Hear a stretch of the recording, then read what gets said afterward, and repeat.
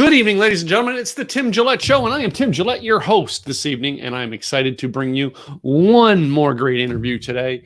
And I'm excited about this one because this person really is a fascinating person. Now, I read a little bit about her, all right? You know me. I'm going to do just a little bit, but I'm going to get to know them on air. First of all, her name, all right, is Angelia LaRue. I mean, first of all, that's a name that you just like, you got to know who the person is because it just sounds so pretty, all right, that you want to know them. And then I go dig into what she does, and I'm sure she's going to give us a little more in depth. But another friend of Kathy's who sent us over here, and we're going to get to know her live on air tonight. Let's bring her on here. Angela, how are you tonight? Beautiful. It is so lovely in the Rockies. And hello, everybody out there. Hey. Wow. I've been looking forward to the interview with you all day because you just had like that glow that I was like, okay, this person is going to be someone to shine and brighten up my evening to close the day. So you're not going to, not to give you high hopes, to give you, high stats, but I'm sure you're not going to let me down. No. So the name, okay, first I got to ask the name, all right? That is just so beautiful of a name. Angelia LaRue, all right? Thank you. It's like a piece of poetry. Yeah. And it's fun because my middle name is Christine. Okay. And so when you put it together, Angela is the feminine of angel, Christine is of Christ, and then LaRue is a French word meaning like a little street. So I'm angel of Christ of the street. Even the description, Angela, is poetic. Wow. So this is really going to be an interesting show. Well, you said you live in the Rockies. All right. Whereabouts do you live in the Rockies? I live in Boulder. Okay. Boulder. We often call it the Republic of Boulder. The Republic of Boulder. Okay. It's kind of a spiritual think tank here. There's a lot that happens. It's anybody who's ever lived here for a little bit remembers it very strongly. And how long have you lived there? Did you grow up there or? No, I didn't. I grew up in New Mexico, but I've been here about 6 years now. So my office is here. This is actually my office. Yeah. Well, that's pretty cool. This is my office. Not as glorious looking as yours. Mine's just a plain old gray thing. But hey, you sound like more of an artiste than I am. Well, I'm a mystic. Okay. Please explain what that means to me so I can understand it. And so can my audience. Yeah. Okay. I had a spontaneous awakening in December 9th, 2011, 2:00 in the afternoon. And with that came in, connection with my higher self. So I suddenly had a voice in my head talking to me, directing my life. But I was also able to see multidimensionally, and a lot of spontaneous psychic abilities came in at the same time. And so it took a long time to get that all landed on the tarmac. But when I did, I'm now a healer. I'm a psychic surgeon. Oh, I can't say that. I'm a psychic intuitive.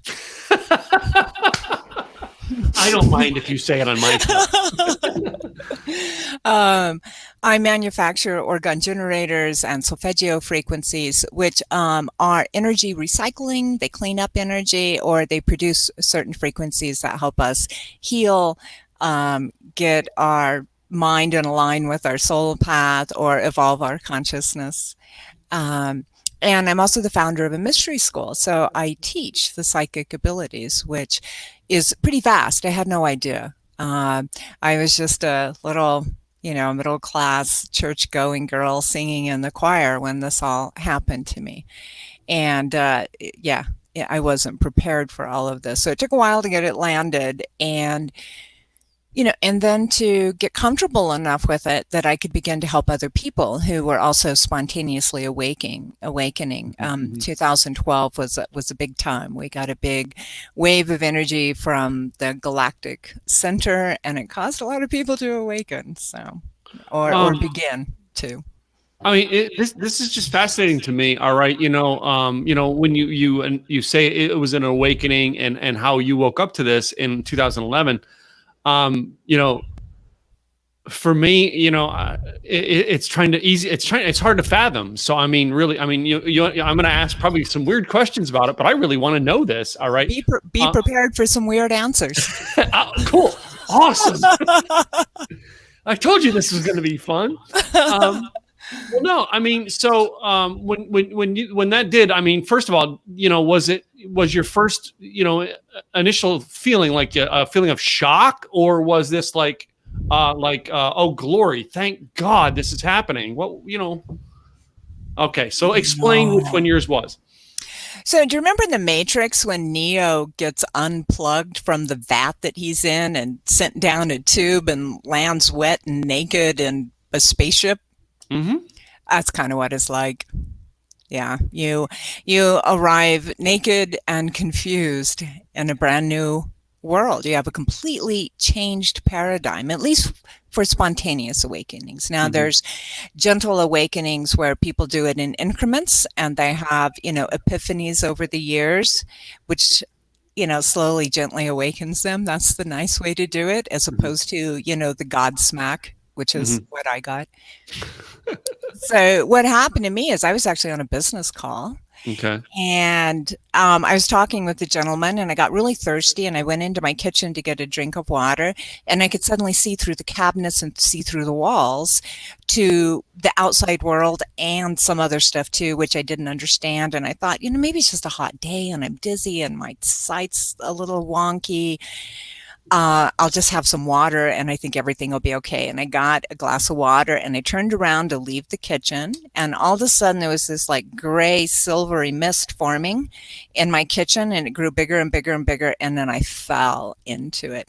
And I'm on the phone yelling, "I'm falling, I'm falling."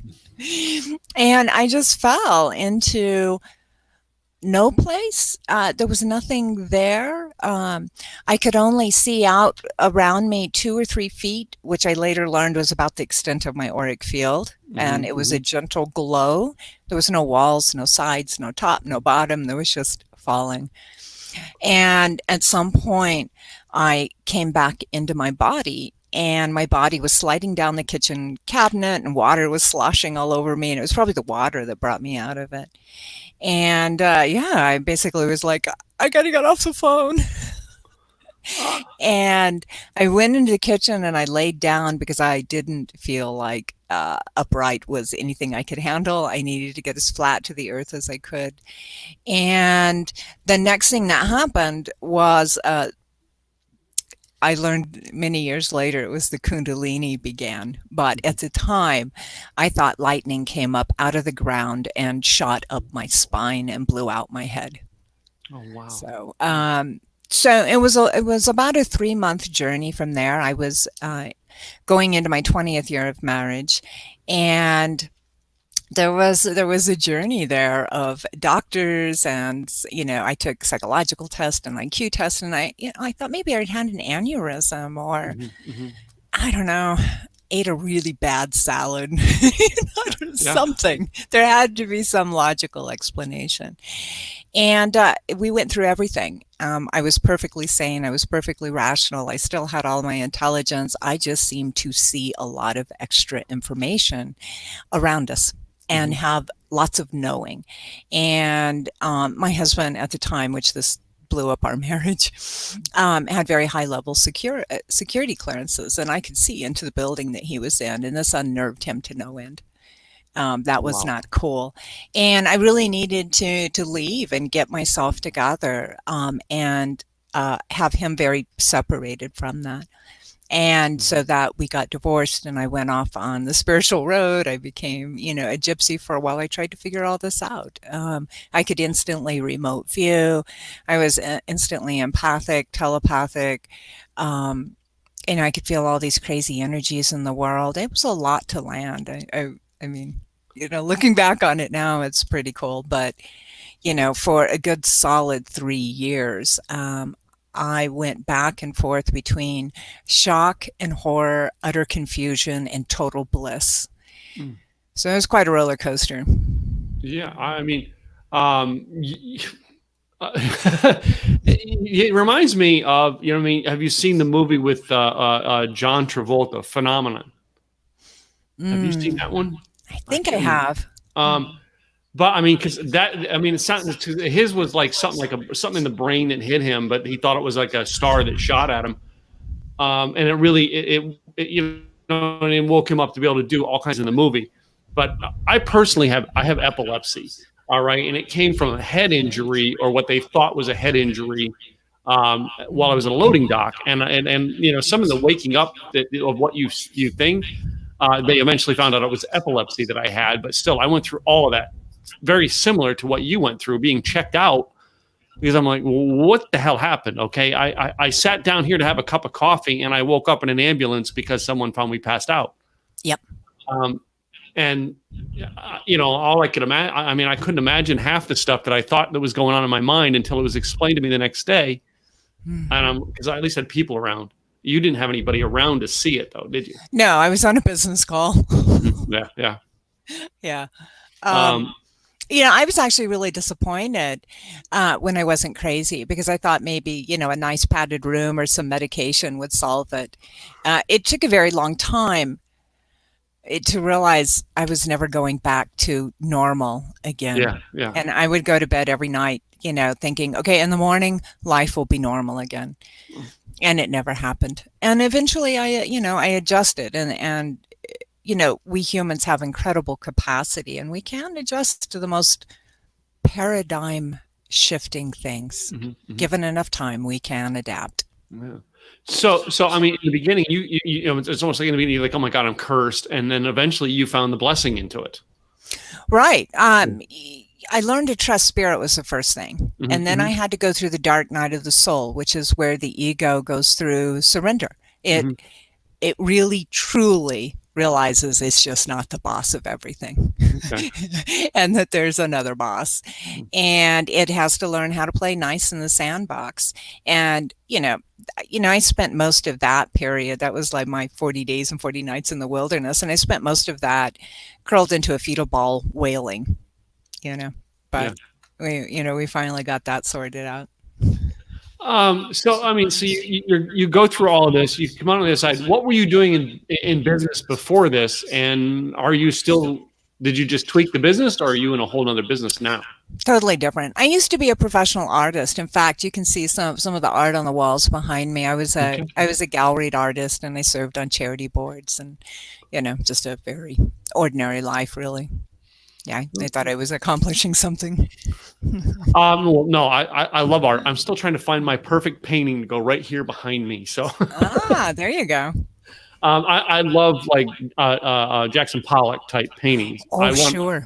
I really want an original, but it's coming. Someday I will afford an original. But but no, it's interesting that you made that twist, and now you found. I mean, really, you're on a whole nother business that you never thought would be possible. Yeah, and it's not even a business. It's spirit inspired. It's a calling. It's actually I finally know what I'm here. I know why I came to Earth now, and I know what I'm supposed to be doing. And I had to be able to land everything well enough to be able to speak it, to be able to teach it. And that's a whole nother level. It's no longer in the esoterical mist anymore. You actually have to land it down in the, in the third dimension to be able to help other people move into fifth dimensional consciousness. So, part of my life now is being dimensionally appropriate. So, but yeah, it's a phenomenal what we can do. We are truly so much more than we know. I would love to know how I could do more. So we're definitely going to be in touch now. But here's what I want to know is now you're working with other people using these skills, these talents, this gift that you've been given to help others, find the enlightenment and find what they want in their world. Explain how you help them. And it really depends how they come. So there's the stuff in the mystery school tradition, which is learning how to get turned on, tuned in, and shine your light, and that involves, a lot of things. That's, from getting in control of your, empathic skills to learning how to take care of your energy body and cleanse and purify yourself. It's, learning telepathy. It's learning to remote view. It's learning to travel out of body. There's the mystery school tradition is vast. There's a lot of things in it. And it's also a spiritual path, not a religion, but, But once you recognize that you and I are the same, we're all threads in a great tapestry, right? We are all that there is. That's a lot to land for a human who believed that they were an individual with a unique personality on the planet, right? You know, so there's a lot of things that happen in there. And then that's in the mystery school tradition. But I'm also a medical intuitive, and I'm also the bearer of the Antonian stone, which was a gift from our star brothers, which allows me to return DNA blueprints to the uncorrupted blueprint. And, you know, so those are ways to heal body, mind, soul, spirit, energy fields, all of that. And, you know, a lot of people, by the time something manifests in our body physically, there's been something going on psychologically or emotionally in us that was, we call disease dis-ease, right? So, you know, there's a whole line that happens there, getting right with ourselves, getting right with our spirit, and, you know, and then beginning to develop a relationship with our higher self, our multidimensional self. So, do you do a lot of studies from others who've gone who have this, or is it something that you just like? I mean, you just personal study with your reaching out to the universe. What's going on? Yeah, spirit trained me. I was in intense training with my higher self, my higher aspect, for 5 solid years. 5 solid years. And so, you know, people are always telling me, oh, have you ever read this guru or that guru? And I have no idea who they're talking about. Okay, good. I mean, that sounds the way you're supposed to be, really. Yeah. Well, and occasionally I was led to somebody for verification. You know, because I just my human couldn't quite believe this particular thing was happening. And so then spirit would lead me to something, you know, where some Tibetan monk would be explaining, you know, yes, teleportation is possible, or yes, bilocation is possible, you know. So occasionally I was led somewhere very briefly just for verification, you know, and then I would go back into training again and go, okay, this too is possible. Oh, yeah. You know, it is, you know, it's again, for my logical mind, it's past my logical mind. So like, the mind has nothing to do with it. Yeah. The only thing the mind can do to help us with any of that is get out of the way and get really quiet. And that's it. That's all it can do. That's its huge, big job, is to get out of the way and be quiet. That's where I'm going to have to learn, because that has always been my, and you know what, it really, in reality, would you say it would be a stumbling block that I would have, would be that I've let my mind hold me back. You bet. You know, and one of the things that makes the awakening of consciousness so hard, and this is where the dark night of the soul comes in, is the ego, the mind, the personality construct. It is afraid that if anything else runs the show, it will be extincted, that it will be killed, that it will not be needed anymore. And so it goes into full-fledged fight and flight, and it will try very hard to keep you away from the truth that you are, just because it's afraid of being extincted, you know. Wow. But there comes this point, like Spirit and I used to have this joke, you know, because Spirit would be going, I need you to go over here, go over here, go over here.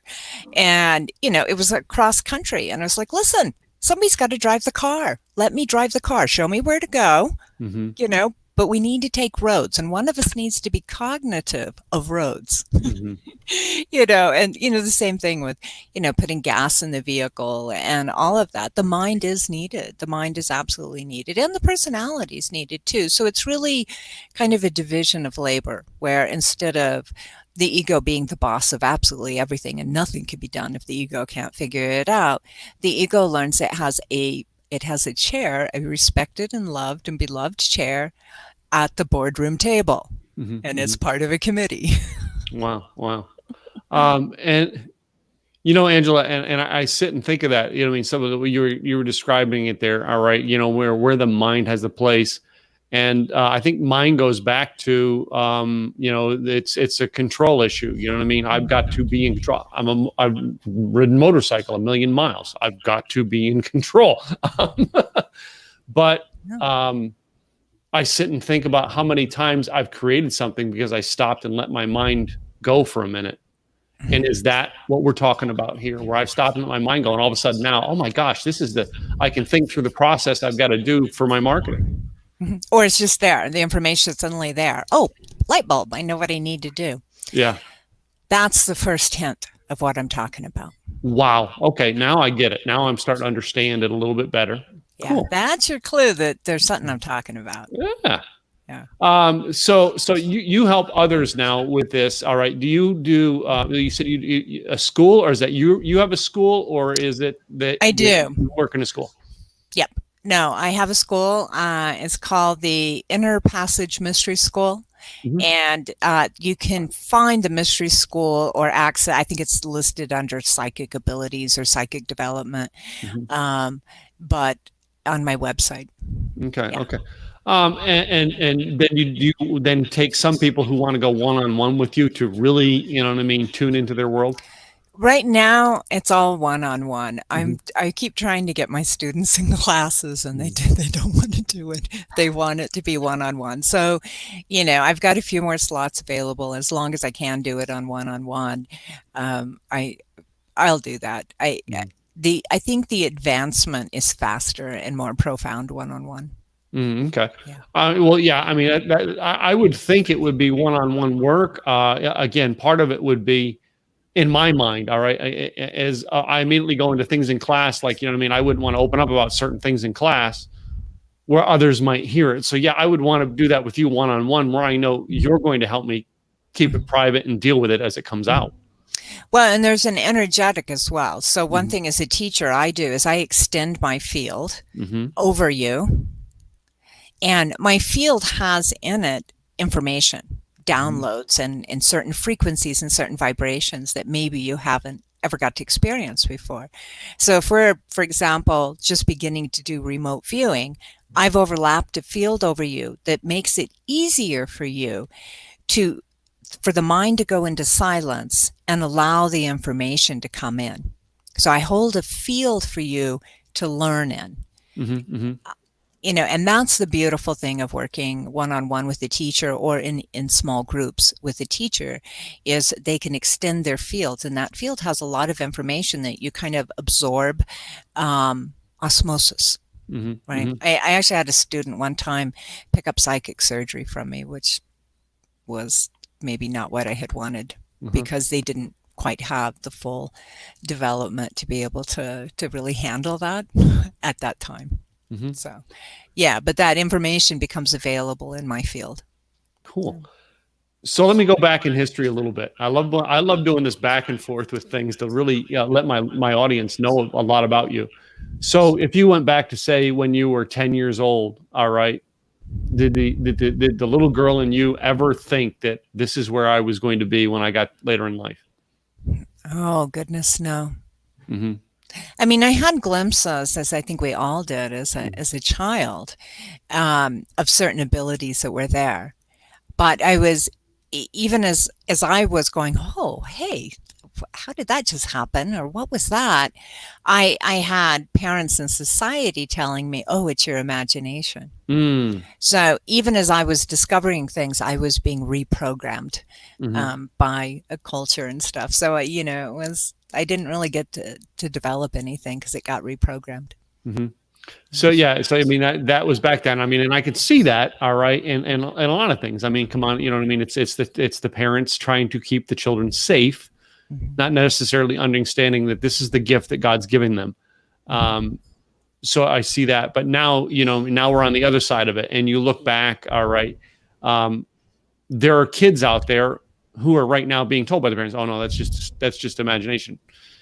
What would you say to those kids? Because you know that, you know what I mean, 20 years from now, they're going to realize this in their own life. Trust yourself. You're an ancient being. You're an eternal soul in a child's body. Trust the millennia of knowledge inside of you. Don't let the world shut you down. Learn the rules of the world. But don't let it stupefy you. Cool. So, and are your parents, you know, still with us today, or are they? My mother is. She might even be watching. I always try to encourage her to watch these. But But my father's passed over, mhm. but I'm still in communication with him from time to time. Yeah, same here. My mom lives real close to me, so she sees a lot of everything I do. She comes to all my seminars and stuff as well. So it's good. So now your mom, totally gets you as an adult. Does she now look at the big picture and go, "Oh, I She's knew that"? working on it. Oh, okay.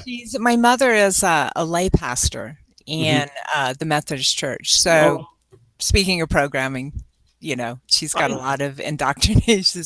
my aunt was, my aunt who passed away last year was a Methodist pastor in the Methodist church. Yes, yeah, Yeah. get it, totally get it. Yeah.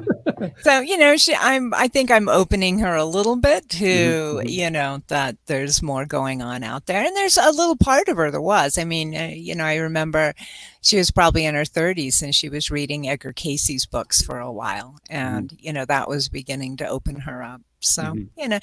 and, we live forever. It doesn't matter if she opens up this lifetime or not. I'm going to love her just the way she is anyway. Mhm. She is a beautiful soul to me. So, Yeah, yeah. and that's it. And it's like my mom. I think my mom's still waiting for me to get a haircut and look like a real man. But anyway, it's funny. They love us, all right, but they've got to learn. You know what I mean? What God has told us to do. And I find it. So I'm like imagining your journey as I'm looking at my own journey. Yeah.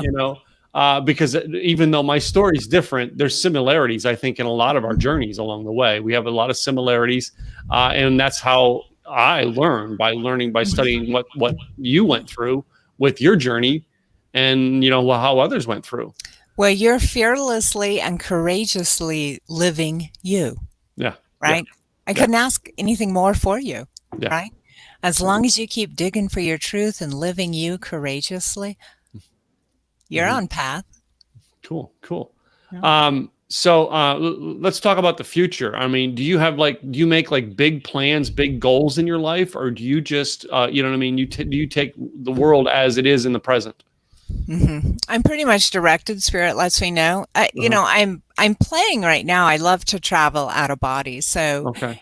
around 10 years old, I really wanted to be an astronaut. Well, I'm a girl, and I didn't get the Ivy League education that you need to have to be an astronaut. So that wasn't actually going to happen. But after awakening, I learned how to travel out of body, and not Mhm. just travel out of body, but take whole groups with me. And so I Yeah. get to explore worlds, incredible worlds. Um, and I get to take my friends, and how fun is that? Yeah. Right. Yeah. And Go ahead, continue.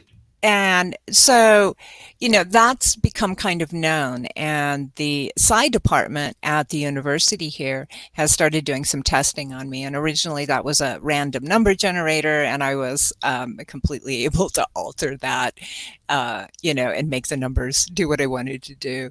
And that got their interest. And so they came up with another experiment to do, which involves traveling out of body. So a couple days a week, I'm the subject of the university who's, studying this essentially. Mhm. And, that's a lot of fun. My brain likes that, right? The brain's not the one that can do it. It's not the part of me that can do it, but it loves to return with the data. And so I'm getting to study things that I never dreamed I would get to study. Like Wow. there was this really fascinating thing that happened where I had jumped into the lab where I was supposed to go to get these numbers for the university and return with the numbers. So I'm jumping forward in time, getting something and coming back. And I kept getting sucked into this like crack in the lab that was like hanging in space. And it was like a quantum rift. Mhm. And I kept having to fight my way back through to get back to the lab and get another couple of numbers, and I get sucked into it again. And I couldn't figure out what in the world was going on. And so, when I got done, I started quizzing them, and I could describe where it was in the lab and what was going on. And it turned out they had a quantum computer that was unplugged and not working. It was just like the disk, the Mhm. hard drives or whatever it is and it was causing a quantum rift in the lab. Wow. Like, who would have known that? Wow. Yeah. So you're blowing my mind. You know that, right? Yeah, that's what I do. And you're humble about it. So, but you know, I find all this really, really interesting, Angela, and really, you've been on an interesting journey, and you're still going on to it. You know, right now, a lot of us are stuck at home, and we would love to travel places like you do. Tell us about how we can do that. This is a great time to do it. You know, you don't have, corporate America hounding at you. Right now is the time. Right now is the time to get to know who you are and unplug from everything else. And that begins with the silence of the mind. However, you can get silent and have no thoughts in your head. That is the beginning. That's when, and that might be through yoga, it might be through Tai Chi, it might be through, Qigong or meditating. But that's when you first learn that you're not the thinking mind, that the thoughts come, they're like fish and they swim by, and you can cut them off. You can observe the thoughts, and it's some other parts is doing the observing. It's not the thinking mind. The thinking mind's busy thinking a thought, right? This is where you start learning that there's planes or levels to your awareness. You are awareness itself. And the thinking mind is one mechanism within this greater strong construct of awareness. Wow. And one of the things that I've always done in my morning routine, and right now I can't because of my world's messed up with being stuck at home. But I go out every morning, Angela, and I go to Starbucks, and most people are like, well, you're going to Starbucks to get your coffee. No, I go there. That's my peace of mind. I don't take, other than my phone so I can pay, hardly, most of the time, maybe I'll take a notepad. That's it. And I sit and sometimes stare for 20 minutes, and I get some of the best ideas of my day. Is that practicing what you're teaching? Well, you're still thinking. Well, maybe not. It depends. If you're getting, these light bulb moments, it's just like, whoa, where'd that come from? Then that was something that your higher self or this, multidimensional consciousness was able to slip to you. Okay. So, so there is something of that, but you really want to grow that and expand that. Yeah. I'm going to, but that has always been, I live and work at home. So it's like my sleeping place is just down the stairs. So it's like, that has always been my inner piece, is to go out and I always use Starbucks, and I used to do it twice a day. And literally that was where a lot of my ideas came from. But then I go to bed at night, and I'll have like these ideas. So now I come up here, and I will come up and start in the office and start writing things down. You know what I mean? My wife goes to bed early, and I go to bed later, but then she gets up early and I get up later. You know what I mean? And that's where a lot of my creativeness comes out at night. And that's, you know what I mean? I spent a lot of my day, you know what I mean? Clearing my mind. And that's at night, I'm about to sit down and try to relax my mind, and boom, all these things come to me. So that's when you shift from left brain to right brain, right?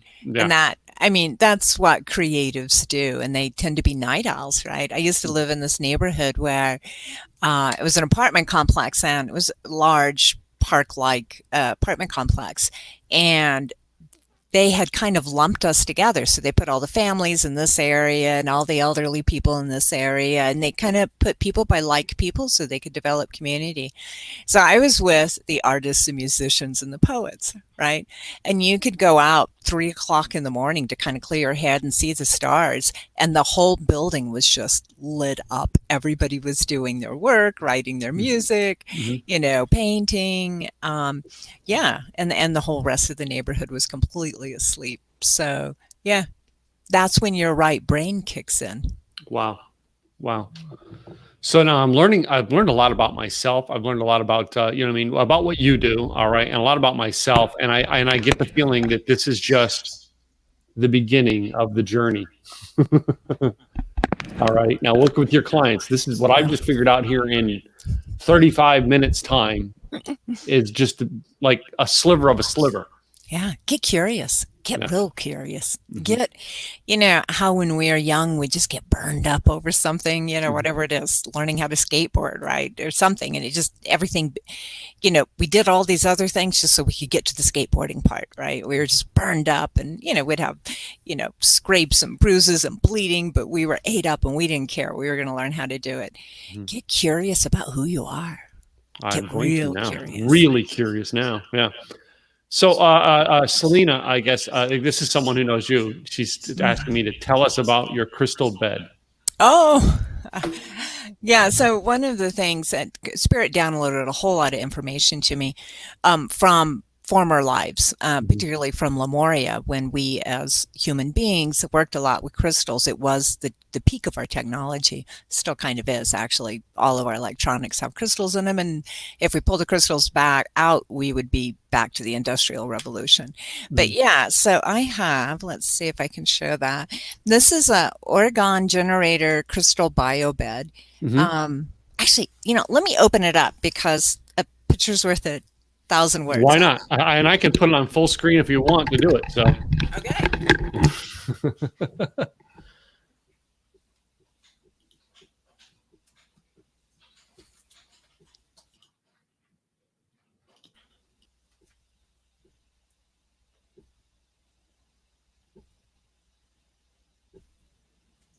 So that is wow.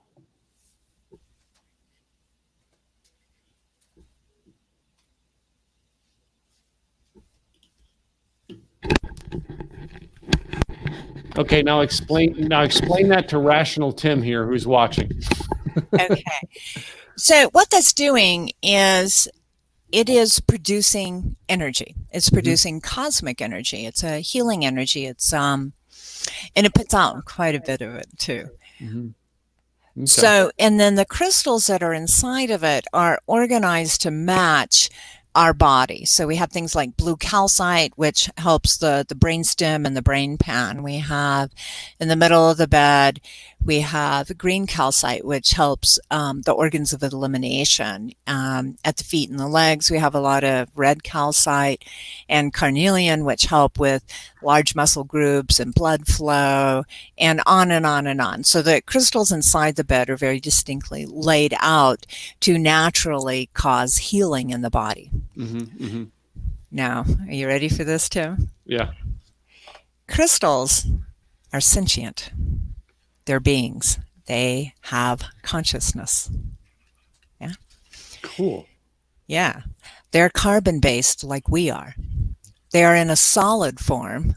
We're in a liquid form. So when we work with crystals, and especially in a really large mass like that, but it can be even a small crystal in your hand, it begins to organize you, return you to a very natural form. Crystals can run energy. They do piezoelectricity and piezoelectricity. These are two types of different energies, okay? And they can order structures. They are highly ordered themselves. They're very organized and very, very much a state of perfection. This is why they run all of our electronics. That's why your phone has it and your computer has it and everything else. That the original radios were crystal radios, running a frequency through a crystal. Yeah. Wow. They're basically the base of our technology, even though we don't really talk about it, but yeah. And so when we get exposure to a lot of crystals, they energize the very cells of our body, and they organize structures that are tweaked, that are in misalignment. They realign them. So just working with a crystal is very healing. And when you can be inside of an entire field where your, not only your body, but your entire biomagnetic field is encased by crystal energy, it not only heals your body, it evolves your consciousness. Wow. Wow. Yeah.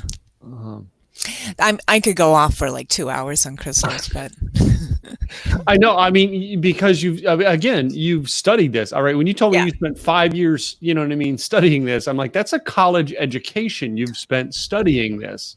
Yep. Yep. And I'll bet you've continued to study since then. Yeah, but it's expanding now. You know, now I'm moving out more into the universe as well. So I kind of dove into, you know, the microscopic cellular atomic level, you know, where I was dancing with, you know, electrons and atoms and stuff like that. Now I'm moving out into the larger cosmos. So, but, you know, in a way, we're talking energy. We're talking the substructure of the universe, right? So it's the same subject. It's just whether it's through the microscope or the telescope. Wow. Well, all this is so interesting. All right. And there are people who are going to listen to this broadcast for months and months on end, and they're going to want to know how to get a hold of you. Oh. What is the best way to do that? So my website, which is Crystal Arrays. Arrays are crystals lined in circuitry. Okay, because, you know, more is better. Yeah. Crystalarrays.com. There is a contact tab on there where you can contact me. There's also a free gift. If you look under the shop button, I believe it says free gift. There's also a media video page where you can see some other interviews with me. There's a lot of stuff on the website. So it's a great place to contact me. While you're there, get your free gift. It is a crystal array transmission. So you're getting the frequencies like a radio station, but it helps organize the structures in your body. And because all time and space is now, this totally works. Oh, wow. So, now I actually went to your website today, but I didn't watch the videos because I literally wanted to talk to you first. Yeah. But yeah, I've seen all that stuff, and I'm like, I'm sorry, I can't. I gotta wait. I gotta talk to her first before I watch the other videos. I have a new series out on YouTube. It's only about 3 episodes. My favorite episode that's up right now is called Weeble World, and it's an out-of-body trip to a world that we call Weeble World.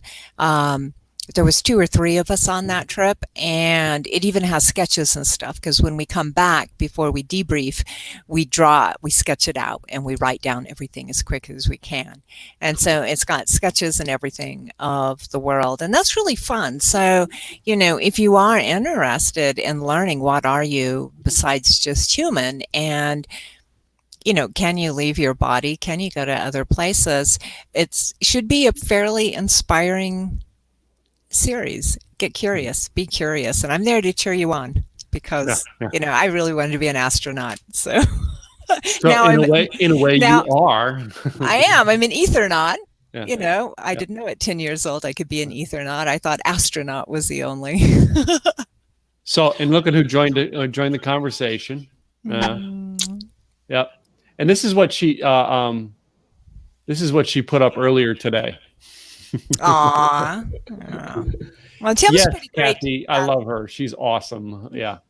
So anyway, well, you know, this has just been an enlightening show. All right. For me, it's probably the most, you know what I mean, different than I ever expected it to be show ever, because it was totally different than what I expected.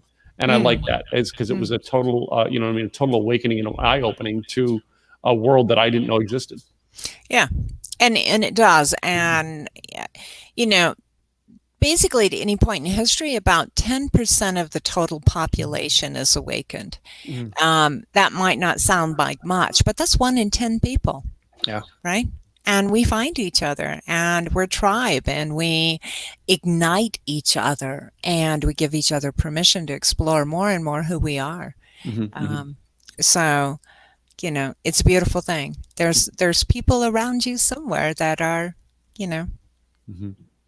So, and of course, Terry says, very cool show. Thanks for watching, Terry. And I've seen some people who actually have shared this out, so I appreciate it. Kathy, rock your world. Tim Gillette, thank you.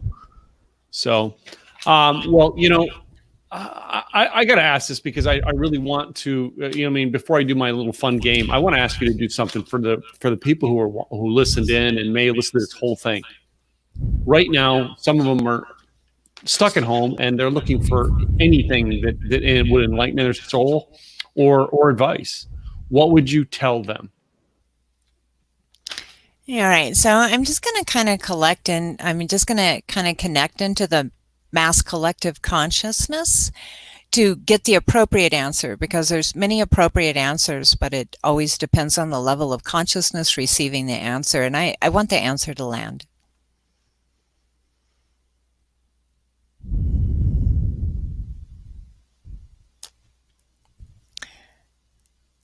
Follow your joy. That thing that makes your heart sing and your soul sing. Do that. Do more of it. That's your doorway into a greater, expanded you. Follow your joy. Wow. Well, that was an awesome, guys. All right, there. That's my gift, or your gift, and our gift. I both, I guess, give to you, the listeners, tonight. So, Angela, it has been a joy having you on the show. I have to say that over and over again. But Angela, I always got to close out my broadcast with my little game. Uh-oh. You've heard about my game, haven't you? I have, and I don't know what it's going to be. So it's going to be fun, I promise. So I ask about 9 questions. It's called This or That, and I learned it from watching. I'm a rocker, and I learned to watch Sammy Hagar do it, and I'm like, I'm cooler than Sammy Hagar, so why not put it in my own version on it?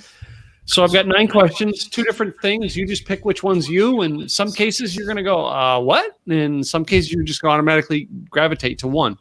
Okay. You're a pretty intuitive person, so I kind of figured you're going to zip right through this. So number 1, I like to find out who my science fiction people are. And do you like Star Wars or Star Trek? Star Trek. Oh, a Trekkie. Yes, let's build things, not blow things up. Oh, okay. That's, yeah. So you were the old school Star Trek like Kirk, or are you Picard? Oh, Picard. Picard? Yeah. Got a young side to you. Okay. Not that Picard's not young anymore, but yeah. Well, actually, the guy who played Picard looks all right. If you put glasses on him, my father-in-law, we always said that he looked just like him. Wow. Very cool. So the next one here is, if you're riding in the car, would you prefer to listen to a podcast or music?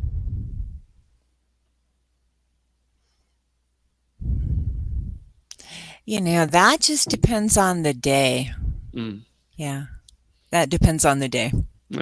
We've done road trips where we've wanted to listen to podcasts, like interviews. And then most of the time, if I'm going from here to the store, it's whatever's on the radio type deal. Yeah. Yeah. I like books on tape for long road trips. Yeah. That was, I actually mentioned this to somebody else today. When I drove truck in the early 90s, we used to get books on tape from you'd rent one at a truck stop and you'd return it at another truck stop. And that's how I got through driving truck. That's actually how I got through War and Peace. Yeah. Yeah. It's just, yeah. So, so my next one here is kind of something my wife made for me today because she knows I love it. But pineapple on pizza, yes or no? Oh, yes. I lived in Hawaii for a while. That's where it comes from. Hawaiian pizza. Yes.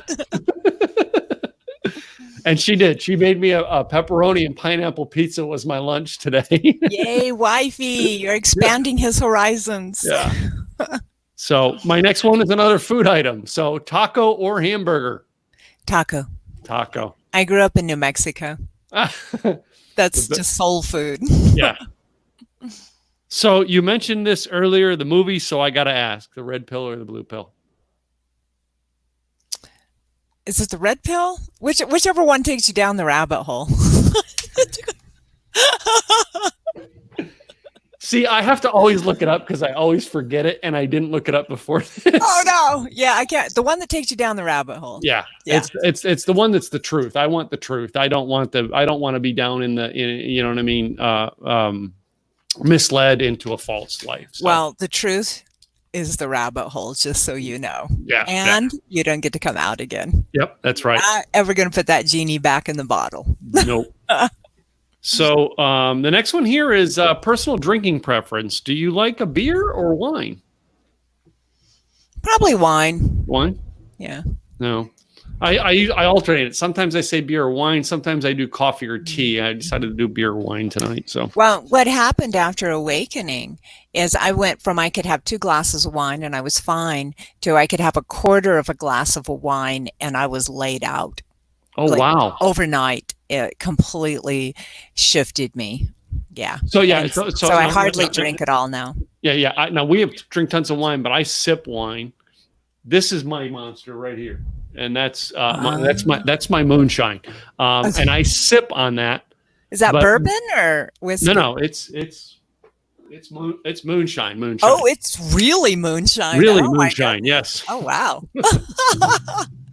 Rawr. But I can sip on that all day. Like you don't chug that. You just sip on it. But you know what I mean? If I sat and had like 2 martinis, yeah, I'm buzzed. But if I sip on that all day, I'm fine. Interesting about how alcohol affects us. Yeah. Well, when we change frequency, yeah, and it's a lot of things change. A lot, yeah. Yeah. So the next one here I have is: would you prefer the desert or the woods? The woods. The woods. Yeah. Oh, yeah, walking through the trees, hearing the noises. Yeah. My next one here is a war builder. All right. Too many people fight wars over this one, but I've got to ask. And it's asked, everybody gets these last 2. And this one here would be the toilet paper. Does it go over or under on the roll? You know, that's just a no-brainer. It goes over. I know, Angela, I've had some of the calmest people on the show. When you get to that question, they are violently over. It's so funny to watch. It's like everything's open to discussion except the toilet paper. Yeah, not that one. Well, if you think about it, if it goes under, it's closer to the wall.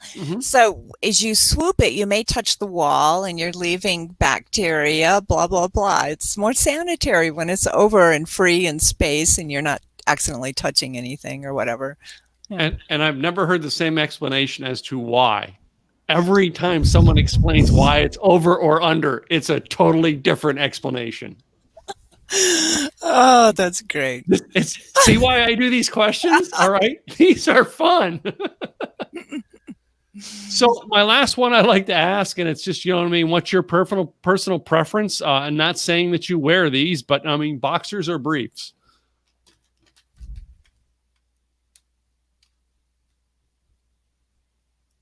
She's trying to picture what they look like.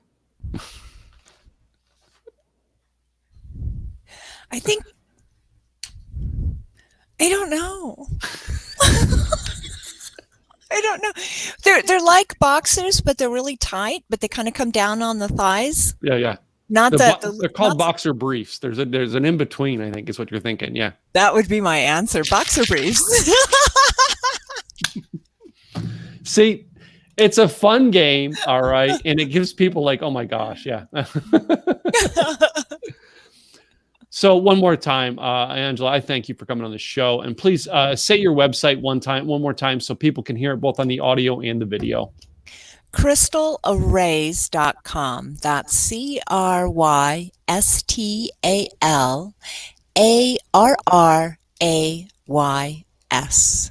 So think arrays like the VLA, the Very Large Array, which is a whole network of satellites that are linked together to be a radio telescope. So this is what an array is. It's a number of similar objects brought together to be larger than the whole. Cool. So, wow, this has been one awesome time we've spent together. The hour, we almost hit an hour too, and we said we might go a little longer tonight because it's going to be a good conversation. So, thank you again, Angela, and to you, the listeners. Thank you for tuning in. Please go check out Angela and everything that she does. Again, you will be just as fascinated as I was tonight. All right. And be sure to subscribe to our podcast. It's on iTunes now, or Apple Podcasts, and Anchor and YouTube. I'm Tim Gillette with the Tim Gillette Show. Thank you again, Angela. We will see you guys next time. Bye now.